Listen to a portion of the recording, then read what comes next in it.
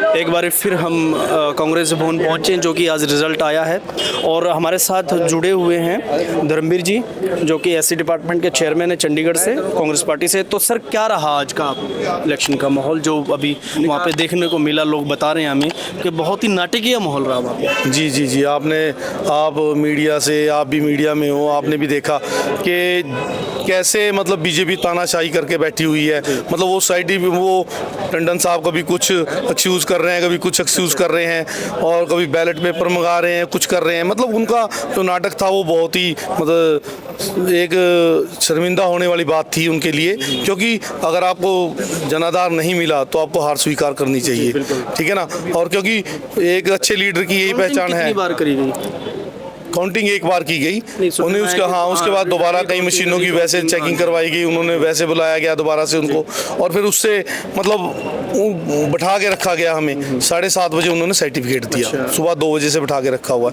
दोपहर में 2 बजे काउंटिंग खत्म हो चुकी थी, लेकिन उसके बाद उन्होंने 2 बजे तक हमें 7:30 बजे तक वहाँ पे बैठा के रखा और बार बार रिक्वेस्ट करने के बाद डीसी साहब को बोला गया भी आप इसका नतीजा जो आया है, उसका परिणाम जो आया है, उसका रिजल्ट दीजिए। डीसी साहब के ऊपर किसी प्रकार का डीसी साहब के ऊपर किसी प्रकार का प्रेशर है तो डीसी साहब बता सकेंगे, लेकिन हमें बहुत ही आपको अगर डीसी साहब को संविधान के अनुसार काम करना चाहिए, क्योंकि अगर संविधान है इस देश के अंदर तो डीसी साहब हैं अपनी सीट पे, संविधान के मुताबिक वो बैठे हुए हैं, तो उनको एक शपथ दी जाती है संविधान की, तो उनको संविधान की रक्षा करनी चाहिए और जो भी वहाँ पे परिणाम आया उसको उनको देना चाहिए था।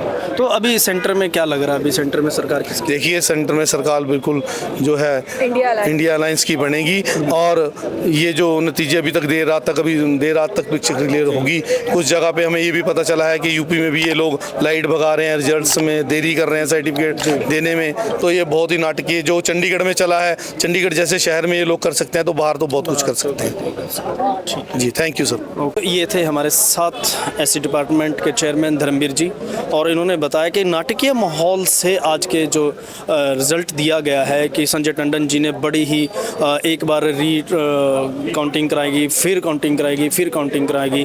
तो चंडीगढ़ जैसे शहर के अंदर अगर संविधान है देश के अंदर तो संविधान की गरिमा को समझते हुए डीसी साहब को भी अपने सही डिसीजन और सही समय से देना चाहिए था। तो मैं वीर भारत समाचार से आपसे फिर बने रहेंगे। नमस्कार।